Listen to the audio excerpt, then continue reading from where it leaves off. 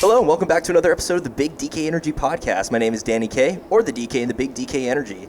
And you know what, I'm not going to go into a cheesy intro because today's guest is one of the most important people that I've met for the show. Today's guest actually is the owner of the company that printed our merch. So having done his undergrad at USF and UCF, graduating from UCF, the more important school, he is now the owner of IDitAll, a printing company based out of Miami, Florida. And so I'm having this guest / old colleague here to talk about what he does and how cool he is, which I know he is, so that's why I brought him on. So without further ado, please help me in welcoming today's guest, Mr. Devin Robbins. Hi everyone, how's it going? How's it going, Devin? How's it going, DK? It's going fantastic, and this is a very different backdrop I'm used to. Yeah, I figured, you know, you're coming, why not show you the thick of it? Why not show you what we do here every day? Absolutely. I mean, I definitely love the hats, I love the shirts, the stickers are definitely a popular one, so I just want to say thank you for helping us with that. It's my pleasure. It's what I do, and I want to keep you happy and keep your viewers happy and give you cool shit at the end of the day. Yeah, and maybe someone watches this, they'll maybe get some printing from you. Well, you know, we do it all at IDitAll. Hey. As cheesy as that is. There we go. Hey, that's a good slogan you got there. So, have you always wanted to go into print pressing, or not? That's not the word I'm looking for, but you know. It's complicated. So when I was at school, I went to USF, like you said, for a year and a half, and I got my degree in business administration and marketing. Once I hit my AA there and then decided to transfer to UCF, I was trying to figure out what I wanted to do. And I had a passion for graphic design, and I knew that I wanted to stick in the design realm of things, but I taught myself at least Illustrator and Photoshop rudimentarily early on, so I decided to change to web design at UCF. And I went through the web design courses, fell in love with that, and at the same time was doing freelance graphic design and photography. So I wanted to be in the creative area, but I did not necessarily want to come back and work for my family company. And my parents always knew I was going to end up here. So when I graduated, I was applying for corporate agency jobs, something else to kind of hone my skills, not necessarily in web design, but still something creative, graphic design and things like that, manage accounts and run campaigns for ad and PR agencies. So when I graduated, my parents were like, listen, you can do whatever you want, apply, but knowing if you do that, you're on your own and you have to deal with living on your own and all of that. If you come to Miami, you're going to have instant pay, you're going to have, you know, a job, you're going to have a life here. And if you decide you're not happy, then you can make the change. So I sat on it. I came home and started working with my family. The first 6 months I hated it. My dad, rightfully so, and I thank him for it every day, decided to stick me here in the actual warehouse. I had to learn how to operate every single machine in this warehouse. Not well, but I could do it. Wait, every single one here? Including we have embroidery and a laser engraver. So I know how to, number one, operate a machine if it needs, fix a machine if it needs, at the same time run production, scheduling, management. Like he taught me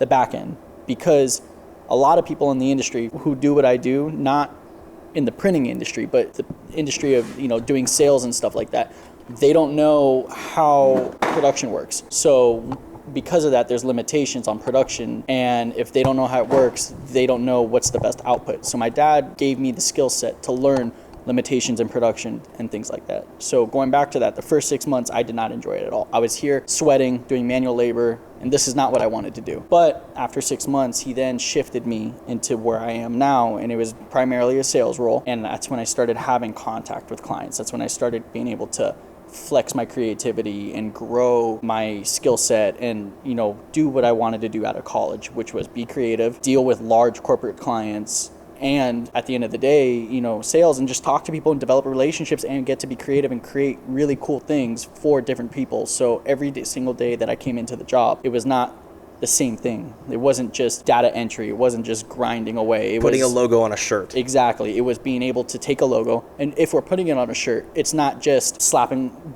big DK Energy on like the left chest or the front. It's designing a whole shirt. So a lot of my clients don't have design skill sets. So they'll give me an image and their logo and they'll say, do whatever you want with it. And that's where I get to get creative with it and things like that. So that's how kind of my path is and how I got here where I am today. Well, Devin. As it says on your business card, you're a jack of all trades, and just by the description you gave me, I guess that's a real backing up factor for that. So kudos and mazel tov to you and all of your success that you've had here. Of course, I was like, I wanted to get some merch, but then immediately, because I've always seen your stories, that got me as a customer thinking, oh, wait a minute, Devin does printing work, and so that's why I reached out. And plus, I'd much rather give someone that I know money rather than somebody else who could get it for a cheaper rate, because I believe in helping out my friends. Absolutely. And I tell my clients, like, I'm not looking for a one-time quick order. I mean, I don't say no. I'm always here, and I want my foot in the door, and I want to, keep my customers happy, but I want to develop a business professional relationship with you, and I want to keep you happy, and I want to give you the world and make your life easier at the end of the day. So I'm here for a long-term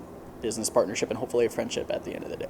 So you're here for both a good time and a long time. Precisely. Hey, there we go. Awesome. So like I said, I guess printing press wasn't the first thing, but you did learn graphic design. You learned Photoshop and Illustrator. Tell me, which program do you prefer in terms of designing a logo?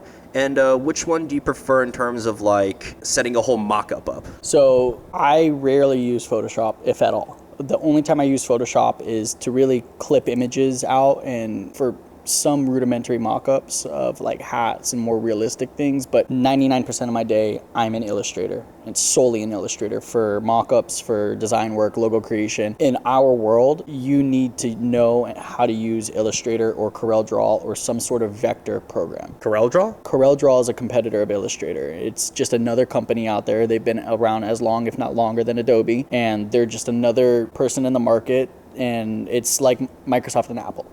Okay, got it. It's just another vector program, but for logo creation, you need to know Illustrator or some sort of vector program, and that's how I operate 9 times out of 10. What's your favorite part about Illustrator? Or is Illustrator like a love-hate relationship? All of it's a love-hate relationship, I guess is the best way to put it. Where I lack in my skill set is sketching, and I know a lot of people use Procreate, Photoshop, and Illustrator with a tablet and things like that, and that's where I want to grow my skills, but like I hate Illustrator because some of the simplest things are impossible, and they think it, like Adobe thinks, oh, this is how logistically and workflow efficiency should be. And then as a consumer, there's extra steps that aren't needed. So to kind of skirt that, like I've created shortcuts. So like in Corel, for example, when you want to align two things, they have keyboard shortcuts. Illustrator doesn't have that. So I had to make a macro. Wait, keyboard shortcuts, they do? Yeah. Holy crap, that's a game changer. So Illustrator doesn't have that. So you have to make a macro for it, which is just a keyboard shortcut, but it's an extra step. It's just little things like that. Tell me if I'm wrong, but like it seems like in Photoshop,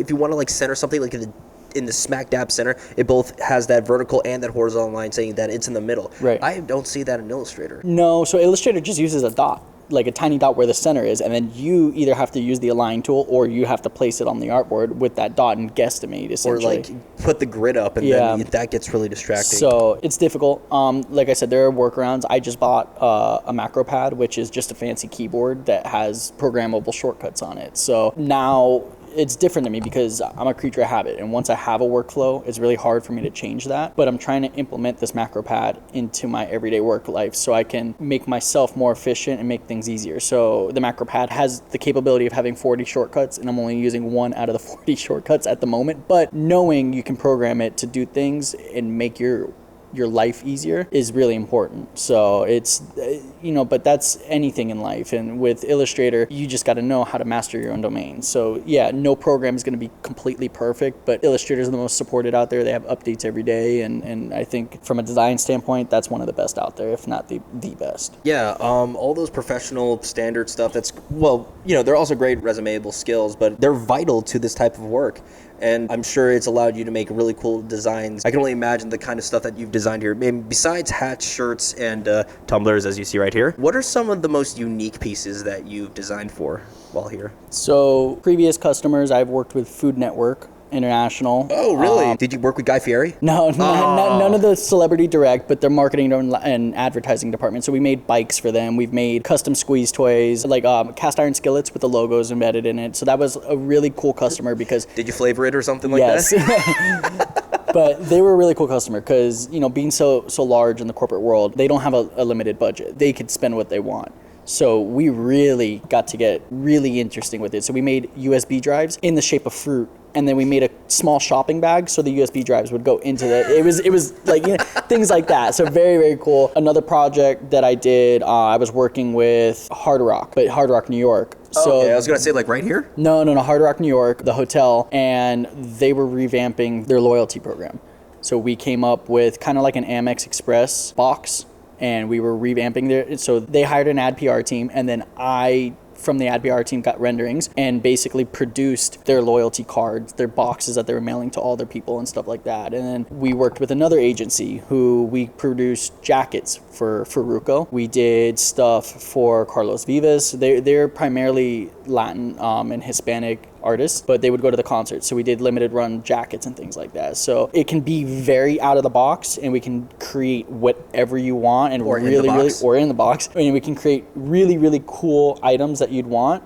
Or we can just get as simple as, if you open up that box, there's a pen with a logo on it. And we can go as simple as you want or as crazy as you want. We'll unbox this in a little bit later part of the episode, which, by the way, you know, kudos and mazel tov to getting those big clients. I mean, Food Network, how did they reach out to you? So I'm fourth generation in this industry. And before myself, my father owned this company, IDitAll, and then where we are now is called Embroico, which is my sister company, and that's the physical shop that you see here that he prints and embroiders and laser engraves and stuff like that. When he owned IDitAll and was a part of it, like focusing on it every day, he had a different clientele book, and his clientele book involved one of the marketing girls at Discovery Channel worldwide. So he was dealing with Discovery Channel when she left, and I inherited the company. She reached out, my dad connected me with her, and we connected, but she was the head of marketing for Food Network Latin America. So it's just, it ends up being, you know, networking and kind of who you know situation, but the Hard Rock was just a connection. Somebody referred me to them, and that's how that happened. It's just referral based for me usually. It's funny how some things can happen just by networking. I mean, we used to party back in college, and now we're on a podcast. Absolutely. You know, I never did cold calling, so to speak, or outreach for a long time. I was just kind of just getting referrals based on good faith and treating my customers right. And I've been doing a lot more social media outreach. As you've seen, my social media growth has gone way up, and I'm doing a lot more cold outreach on social media, on LinkedIn, emails, and things like that. And it's paying off. I'm reaching out to a lot of old alumni and a lot of old friends from UCF and high school. And I turned away from it for a long time because I hated being cold called and things like that. But it's now, at the end of the day, I'm just reconnecting, trying to start a conversation, and then with that conversation, you know, hopefully get more business. But it's a weird. Yeah, but it's a weird thing because, like, you know, people, you hit them up, if you haven't talked to them in a while, they know you're exactly why you're hitting them up, but that's what LinkedIn is for, and LinkedIn is a very powerful tool for sure. Oh, absolutely. It's more than just the professional Facebook. Like you said, there's business transactions being done over that. It's not like virtual golf, but, you know, kind of the same thing. For sure. It's a very chill environment where people are like, hey, I do this. No way, we need that. And exactly. Then it's supply and demand. So I actually want to jog back to when you were talking about cool apparel that you've done differently than just, you know, your regular shirt, t-shirt, tumbler kind of stuff. Yeah. You've done biking. What are those things called? Singlets? Cycling kits. Like in soccer, they call the uniforms kits. Oh, that's right, they do, yeah. Yeah, so we've done full-on uniforms for cycling. We've done sports apparel, so reversible items for basketball, lacrosse. Like, it's not limited. But yeah, the apparel scene, you can get really creative with. We have some new stuff that I'll show you later that it's called embossing. So the print in the sweatshirt or the t-shirt is raised up. Oh, is that what gives it that bumpy effect? Exactly. So, like, we have hats. Rather than just be DK Energy on the front, you can do a whole pattern and things like that. You know, you can, again, I tell my customers when they ask, how creative can we get? How much time you got and how much money you got? We can give you the world. It just depends on what you're willing to spend and how much time you have. Well, one, that's awesome. And, you know, folks, make sure you remember that. One reason why I brought up the cycling kits, though, is because you're an avid cycler yourself, aren't you? Yeah, this year will be 20 years that I've been riding. And how old are you? I turned 30 on Thursday. 30? Yeah. Dang. Well, you dropped the skincare routine, man. I feel like I'm going on 45, though. 20 years of cycling. When you first got into this company, because of your activeness in the cycling community, did that ever, like, strike you that the kits could actually be, like, an avenue that you could take? Yeah, I mean, Miami has a very large cycling and triathlon scene. So naturally, being in the scene, so to speak, like you do start talking about what you do, who you are, you connect with a lot of wealthy people. It's like golf, it's not a cheap sport. So you make those connections and people naturally ask what you do, and you can create kits for their groups, or you can get in with their corporate entities or their businesses and things like that. But like to flex my creativity and to kind of scratch that itch of creating my own clothing line without having a clothing line, I come out with a custom cycling kit for me and my friends and my family once or twice a year. So I have a separate Instagram page. It's very small. I don't advertise it. I don't push for it. But the whole Robbins family kit? Yeah, pretty much. Yeah. So I just create something, and if anybody wants it, they can get it. If not, it's for me and my dad and my mom and whoever else wants it, and we ride it. It's awesome. That sounds awesome. Some odd reason I'm thinking, you know how people have those like family reunion shirts? Yeah, it's not like that at all. I don't know. I just thought that would be like a cool different twist. It's like everybody gets muumuu dresses one year, next year, something like absolutely that. Absolutely. Probably could do a muumuu dress if you wanted to. I could. Would you like a muumuu dress? I mean, we could do the blue to yellow fade that you have. Ooh, that's kind of an idea. With your tigers on it. Okay, as long as there's a lot of flowers and I have a cool hat to go with it. We can make you a custom bucket cap to match. There we go. There you go. Yeah, actually, it's funny because one of the highest wanted pieces of merch is that washed out bucket that you sent me as like a random gift, and I was I showed it to a friend, and someone's like, I would much rather have that than the regular one, and so I was just like, I think Devin accidentally was onto something. No, I saw it and I was like, this could be really cool. I wanted to give you something special, and I saw, tie-dye at the time was very trendy in our industry, in the world, and I was like, let's give DK a present so he can differ from everyone else who's gonna have a black bucket cap. So that's why I did that. You're a mensch, I hope you know that. I appreciate that. Of course. So what's your favorite part of the printing process? Am I even using the right term, printing process? Yeah, no, that's a good way to put it. I guess seeing whether it's your creation or someone else's, going from a concept on paper or nowadays digital to physical. So for example, take my t-shirt where, I don't know if you can see the back or not, but it's the same design that's on this tumbler. So I went through a rebranding process with my best friend, and he has his own agency, and I basically commissioned him to come up with the rebranding for IDitAll. So I said, in the process, I need help designing our merch. I just didn't have the time or energy to deal with it. So he did this all, and to see his designs come to reality and wear that merchandise is like, it's again, like the cycling kids, seeing your design and wearing that is totally two different things, because people can design stuff and they don't know if it's executable or not. That goes back to being from the beginning, working in a printing production office and knowing what's possible and what's not. Because I remember one thing you told me when I think it was either the hats or the shirts, that like there was that cool gradient from yellow to blue, but however it would be more cheaper if I just went with one color, which is why I did that. Right. I mean, that makes more sense. To give you a quick crash course, as you see here, these machines, they have a lot of arms. Each arm holds a screen, and each screen is essentially a color stencil. So when we're printing a shirt, we have to make a color stencil, which is a film negative. So each screen costs money, each color costs money. So the reason it's less expensive is because one stencil, one screen, it's one color, we can print it quick and be done. The more colors, like your shirt there, that's probably, 9, 10, 11 colors, whatever. So we have to make a stencil for each thing and then print that. And then with that, they layer colors on top of each other to create gradients or halftones and create other colors out of those colors. But that's where it can get time consuming and expensive. And that's why you have minimum order quantities and things like that, because it'll take 2 hours to set up a press sometimes for a job like that that's 8, 9 colors, and to run 10 shirts for that, they'll be done in 5 minutes. You know what I mean? So 2 hours of labor setting up a job for 5 minutes of work is not cost effective for the consumer, and it's not cost effective for the production facility. So one, that was a great bit of information, and two, not to be Buddy the Elf, but what's your favorite color? Black. Growing up has always been red. And it's shifted from like a nice bright red to now more of like burgundy, maroon. A mix of like a burgundy maroon, or just like a blood red is a good way to put it. So it's like, so not like crimson. Yeah, no, I don't like that word, but wait, Alabama. Oh, okay, fair. But like it's just a deep blood red, I guess is the best way to put it. And then if not, like black. Black goes with everything. Black goes with everything. As well as white. So yeah, those are two very good defaults to go back to. And Devin, it's funny. It's not the little shop of horrors. It's the little shop of home, I guess, because like you said, this has been in your family for such a long time. Yeah, I mean, there's been changes. The company's changed since then. From my great-grandfather to my grandfather, the name has changed, the location has changed. But I still call my grandfather and ask him for advice and questions on where to buy things and things like that. So like it is a full-run family business. Like my brother has helped out. My mom does the bookkeeping and accounting. So like it is truly thick and thick. 100% a family-run business. I honestly love family businesses because I'm sure you pull at each other's hair or whatnot, or drive each other nuts sometimes. But at the end of the day, it's like you can all come together and just be proud of something. Yeah, it's definitely not. I mean, it can get to like that American chopper, like screaming and yelling. Not to the physical point, but it's cool. So like I now work with my fiance's company as well. So I get to work every day with my family, and then I get to connect with my fiance's with your company. in-laws. I guess. Well, about to be in-laws. I'm sorry. Well, no. I when I say her company, I mean like she's a chef. Oh, yeah, so like I get bad. to no, you're good. But like I get to do like their uniforms and like work with her projects. But going to her in-laws, her dad has a dojo, so like I'm helping him out. What does he teach? Karate. Oh shit. In Panama, but like. Well, it's a good thing you're not on his bad side. Yeah, exactly. But yeah, I get to.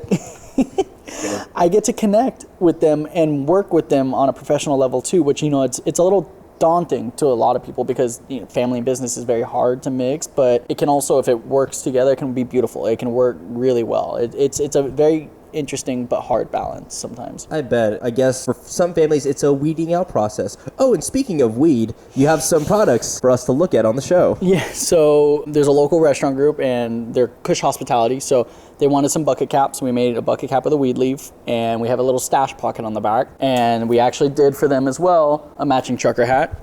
So the trucker hat, if you open it up on the inside, has their own custom stash pocket hidden in here. I don't know if you can hold much in it, but it's there for the novelty at least of it. I feel like this would be a good like EDC or like Coachella must-have. Yeah, I mean that was the thought process behind it.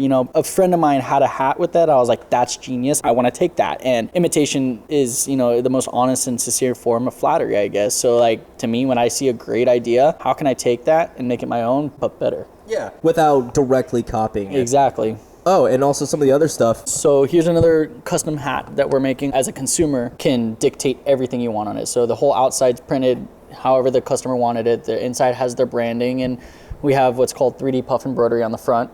So customer saw this and said, I want this hat. It was based off a Nike hat.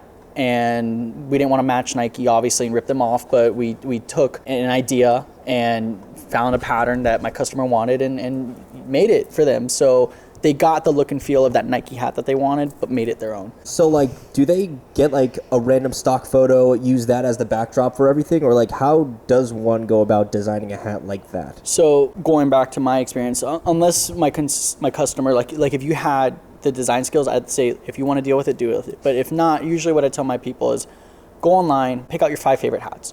Send me what hat you want, send me a color palette, send me your logo, and give me 3 things that are must-haves. Once I get that information, then I will go back from there, put together a mock-up, and we'll go back and forth on it. But basically, I'll do all the legwork for you. I make your lives easy by being a one-stop shop and doing everything for you. So I'll use Illustrator and Photoshop on something like this. So I'll find a white hat, I'll find a pattern, and then I'll superimpose the decoration onto the hat using, like I said, a combination of Photoshop and Illustrator. Well, excellent. Well, it's a sick hat, I must say. Well, actually, so like I said, it was a Nike hat, but they saw we did this same hat for a local vodka company. So the original one is a vodka company that then the school saw, they wanted to use it, and now we're doing a restaurant saw this hat concept as well. So this hat concept itself has shown and worked for customers. They want to take the concept and make it their own. So some odd reason, I can only imagine like the principal of that school getting really drunk and be like, that's a really cool hat. Maybe that's what happened. Who knows? When you're dealing with all those kids, I don't blame him. Yeah, exactly. But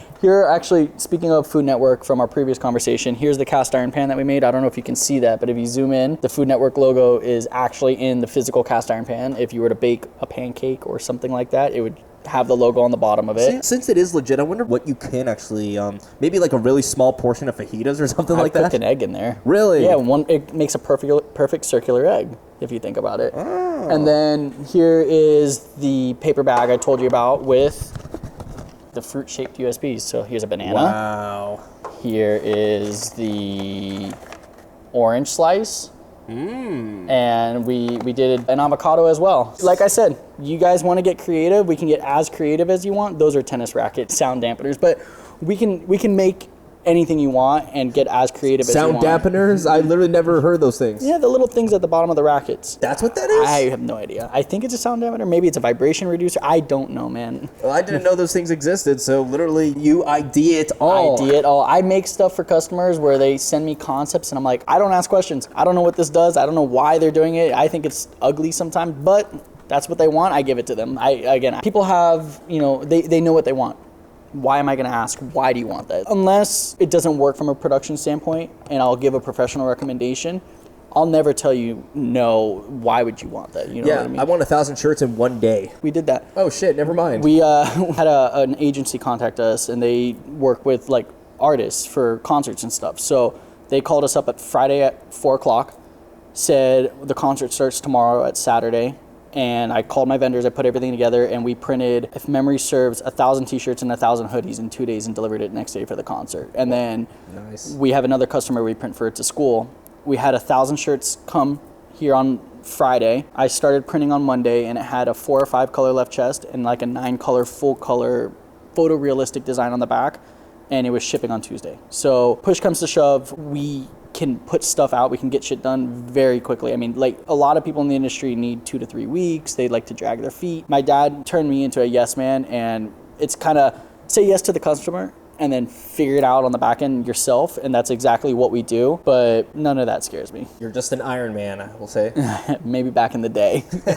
Well, you're an Iron Man if you could just take all that brunt and, still produce without any kind of flaw or ebb. So good for you on that. Thank you. So I guess one question that I've been meaning to ask, let's just say someone looks at this podcast and is like, wow, I really want to go into this world of print making, of apparel making. Besides learning graphic design skills such as Adobe Photoshop and Illustrator, what are some other like hard skills that are necessary for this kind of work? Well, it depends. If you're going to come into the production environment, you got to learn how to print or operate a press. It's kind of like an apprenticeship. You got to start at the bottom. You got to count merch in, you got to count and fold in the hot dryer and things like that, and you got to be physically here. If you want to go into my side of the business, dealing with customers and consumers and designing and things like that, you got to learn how to sell. That's a big one. And sales, the word sales scares a lot of people. Me too. Yeah, so it's hard because sales to me is just a conversation. It's just natural. It's not that used car salesman tactic where I'm trying to pin you for $1 million and things like that. It's just having a conversation with my client, figuring out what they want and figuring out what would be best for them and giving them the best product at the end of the day. So people hear the word sales, they get scared and they don't want to deal with it. So one of them is sales, that's really important. The other is organization and communication. A lot of the reason people come to me is because I answer my phone. People in our industry sometimes are not organized and forget, or they don't answer the phone, they don't answer an email, and you just have to be able to be self-motivated enough to stay on top of it, stay organized, keep in communication with your customers, and naturally they'll come to you. So I think if you're an organized person like that and you wanted to do something like this and you have that skill set, you can thrive. Anyone can thrive in this industry. It's just a matter of, do they have the motivation to do it? How much they want it. Yeah, exactly. Well, obviously you want it pretty bad because everything is still up and running, for multiple generations. Yeah. So I guess going balls to the wall runs in the Robbins family. That's a good way to put it. Nothing wrong with that. You keep the wheels turning just like you do on a bike. Precisely. Speaking of that, you keep the wheels turning to make great apparel, and so I'm thinking that we should do this unboxing right Let's here. do it. All right, excellent. You want to start with the branded box? All right. Sorry, I feel like such an influencer. Ooh, take a look at my unboxing. But hopefully I'm not as annoying. So we first got... Here, I'll hold your mic for you. Awesome. So first we got a shirt right here. It's lovely and a very powerful back logo on the back. We have this multi-cord... It's a 3-in-1 charging cable. That's what I meant, yeah. Here, you explain. I got some pens. Pens are always good. Indeed, especially when I need to sign for something important. Phone stand for your desk or wherever else you'd want that. Notepads. Everybody needs to take down notes, and you got the pens to match. Oh, that's... 2 notepads. 2 notepads. Got a koozie and my business card in case you need to call me. Even this is really nice. If you look behind the pocket on the koozie, there's a little cat. I don't know if you can see it, but... I'll have to find some way to zoom in. So then we also have... We got a bottle opener. Very important for tailgates. We do not promote underage drinking on this channel. No, none. Never. Keychain, always got to find your keys. Phone grip. Actually, I just got a new phone, so I'm going to need this. Perfect. So. And then a tote bag. This is one of my favorites, actually. Yeah? Actually, I remember showing this to my parents and my dad going, wow, that is actually very, very creative. Yeah, it collapses on itself, and then you get a full-size tote bag.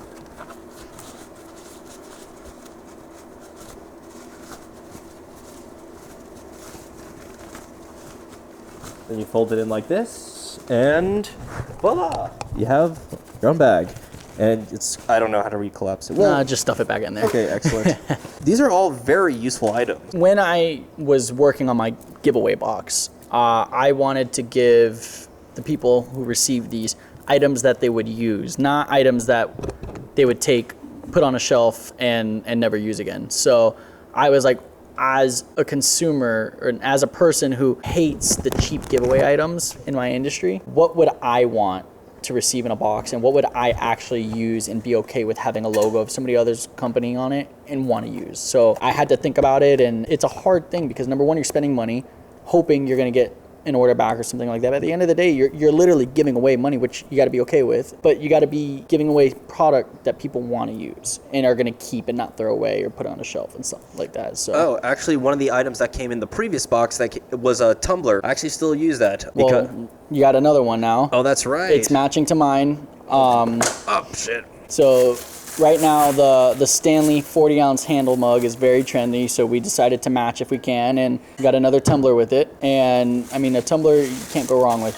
You can put coffee, you can put water, you can put stuff at tailgate. See, I've always been scared to put anything hot in here because Hot and cold, 24 hours. Okay, well, in that case, I'll make sure to keep in mind of that. For some odd reason, I feel like with some cups, you can't put hot liquids in it, so therefore, like, the plastic on the inside will melt, and I'm like, I don't want to do this. This is a really nice cup. You know, these are stainless steel, in and out. So there's no plastic other than the lid, and the lids are rated for hot liquid, so you'll be just fine. Patrick, the lid. The lid. The lid. The lid. The lid.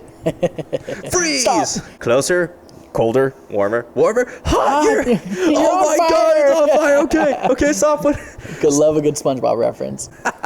It's funny you bring up SpongeBob because I remember in middle school, like on the days that we were allowed to, dress casually without any kind of uniform. I remember there was this one kid, he had like SpongeBob wearing grills and had like the tied up bandana like in the Tupac style. Okay. And I thought, I wonder who designed and printed that. I don't know, but those are always good. The SpongeBob meme or the remixes. Oh, the memes are some of the best. Do you ever use any SpongeBob memes to market? To be honest, I hate social media. I hate it. I don't blame you. I don't run my social media page. The guy who did our rebrand, his name is Dylan Hearns. He owns a small agency called Cormorant Marketing. He runs my social media for me. So I leave it up to him. Tell him to get on it. I will. I'll tell him, but I leave it up to him to find out what the youths are into, because I'm an old and I don't get it. So we have a TikTok for the youth's energy. We have an Instagram for everyone else. And then we use LinkedIn a lot for the more professional manner and things like that. But he seems to keep up with the youths. I guess, I don't know, but the memes are where it's at right now. And some odd reason, the youngs still kind of get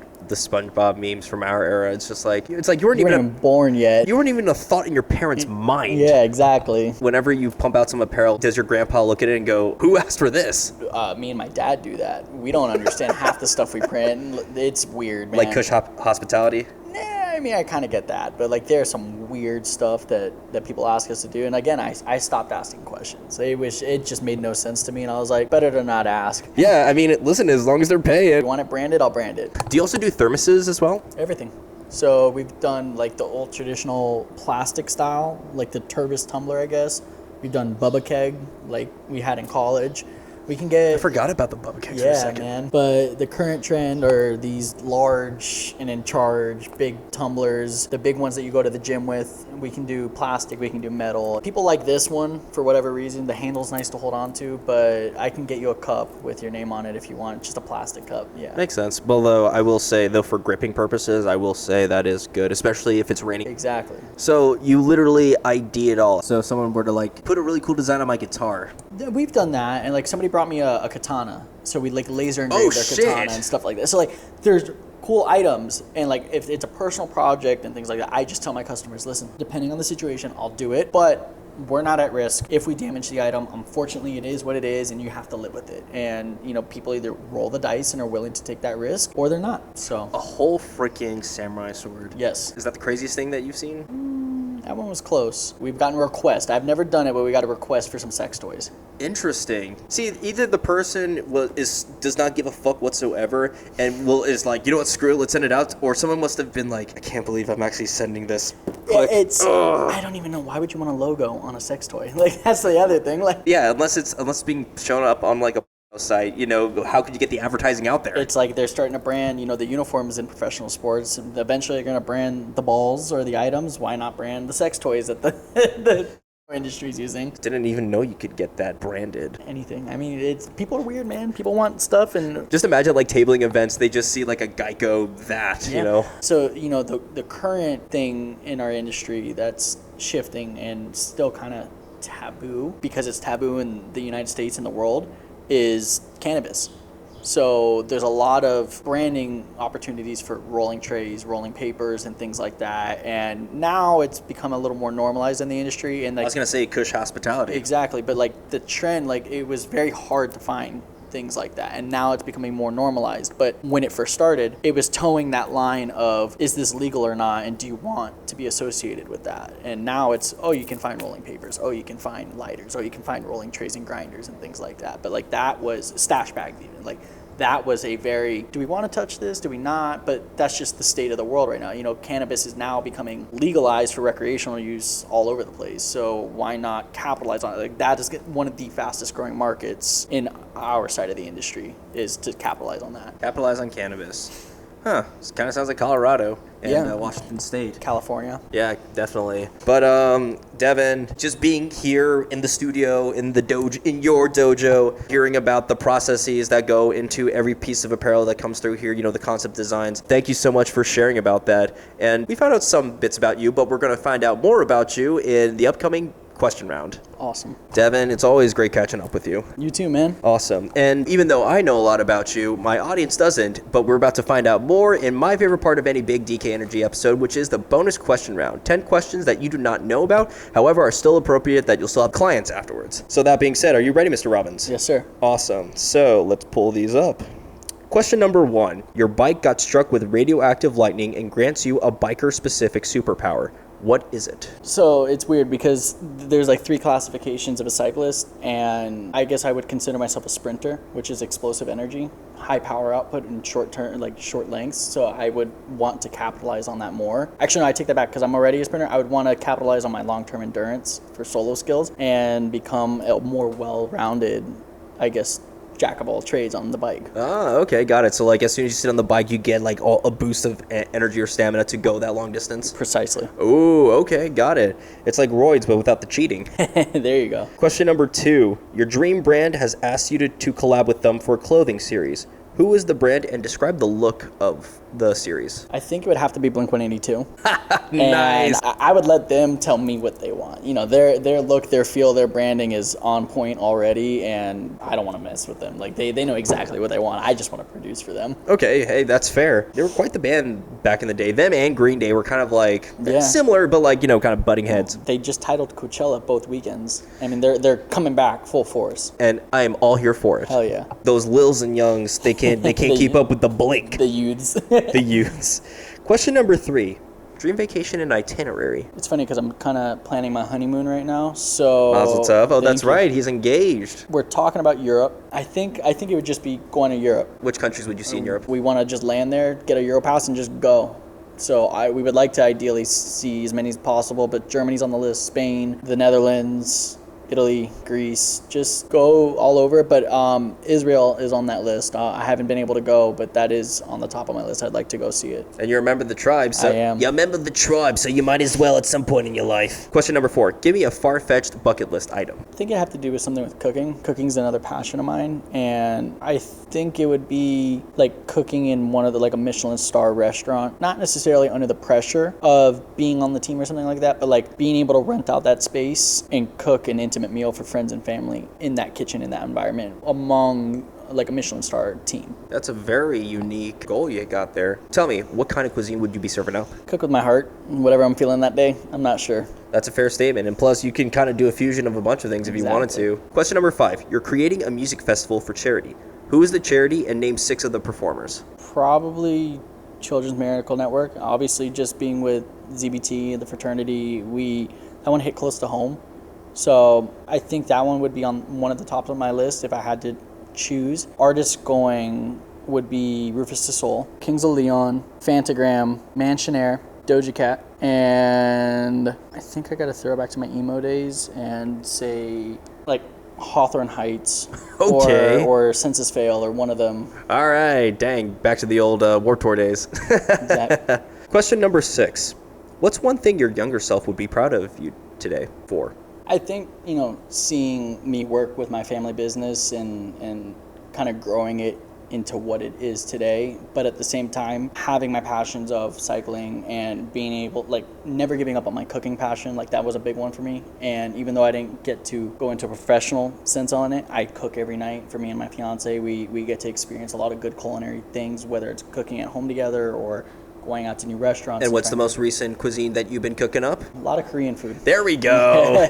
It's just expanding the the culinary passion that I got. Well, that's awesome, man, because I can't cook for crap without potentially burning the house down. So good for you. You burn cereal? No, I haven't yet. Okay. Yet. Question number 7. You're getting dinner with 3 influences of yours that are not friends or family. Who are they, and what's one piece of wisdom you learned from each one? I think I'd have to say Mark Cuban is going to be one of them from the business standpoint, learning about growth and things like that. I'd have to say Anthony Bourdain for the cooking aspect, and I'd say Robert Downey Jr. That'd be a very fun group, and some odd reason I feel like that's a chill enough crowd where you could drink with them and they'll get belligerent, yet you'll still have fun and learn from them. Yeah, for sure. And Anthony Bourdain could definitely teach you a thing or two about cooking or culinary stuff. Absolutely, yeah. Question number 8. Assuming that there's no budget, describe your last meal, your perfect last meal, and literally you can have anything you want and as much as you want. So, again, I cook with my heart, and I have the too much gene. I cook too much. I order too much. But I typically, when I go somewhere, see on a menu with 20 items, 15 things I want. So, and it's hard because I want to order all of them, but I think I'd try to have a cuisine, like a major cuisine that I like from every section. So Mexican food is obviously a huge one. I love a good smash burger. Gotta have Korean corn dogs on there. Hey, let's go. Ceviche. It's all over the place. I want to have basically a smorgasbord of everything. And I have a big sweet tooth. What flavor of ice cream do you have there? Fish food.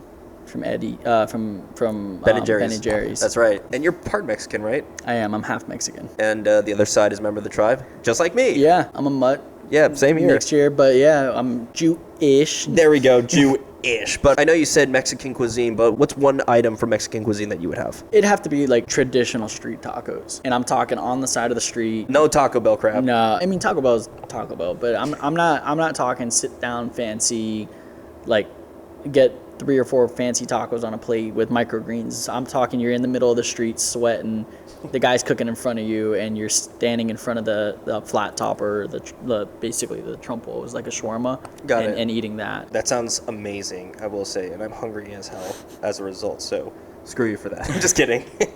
Question number 9. What's your ultimate goal for IDitAll? I want to continue to expand in South Florida, continue to expand the business, but at the same time, I don't want to make it so big that it becomes kind of uncontrollable and unmanageable. Right now, I'm able to have a work-life balance. I'm able to have nights and weekends and time with my friends, times with my family. So yeah, sorry to bring you back here on a weekend. It's fine, but it's just I'd like to expand. I'd like to continue to grow it and maintain that, but at the same time, not make it unmanageable. Or have it lose its identity. Yeah, because the thing is, when something can get too big and you start hiring outside help, it loses that personal touch. And then one of the main complaints I get from a client who is, I had someone who was so great and they got too big, is that they just become an account number. And then they lose that personal touch. They lose the ability to call and reach that person and have a conversation and things like that. Yeah, and that's something that you're fantastic at. I mean, obviously, if this thing's still running, whatever you're doing fantastically. Thank you. Awesome. And Devin, we're having such a great time that we are unfortunately at the last question. And it's a question that I ask everybody, but the answers always vary. And so that is, what is your best, most recent accomplishment?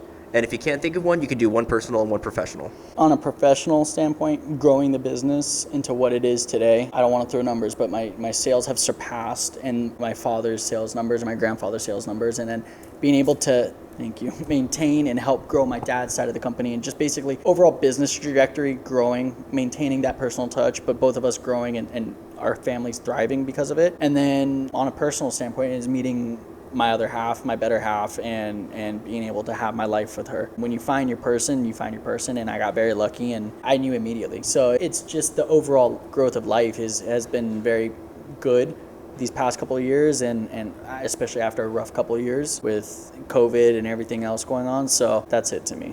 Well, mazel tov to you for all of that. And I still think that it's awesome that you're dating someone else named Devin, too. Yeah, it's not as weird as you think. Yeah, you were telling me that when someone calls for you or your fiance's name, it's not as confusing as it is? It's not, no.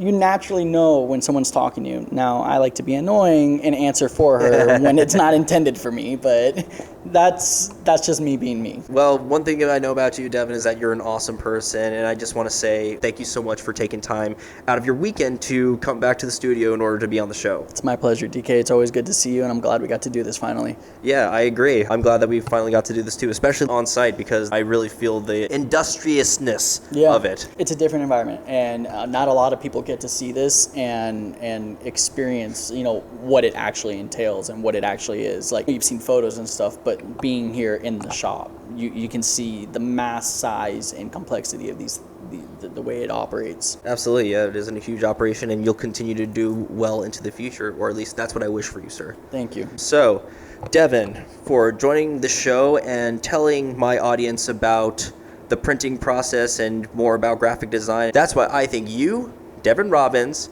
have big DK energy. Thank you, DK. Awesome. So, folks, we're going to put all of IDitAll and Devin's personal links in the description box below. And before we head out, is there anything you want to say or promote?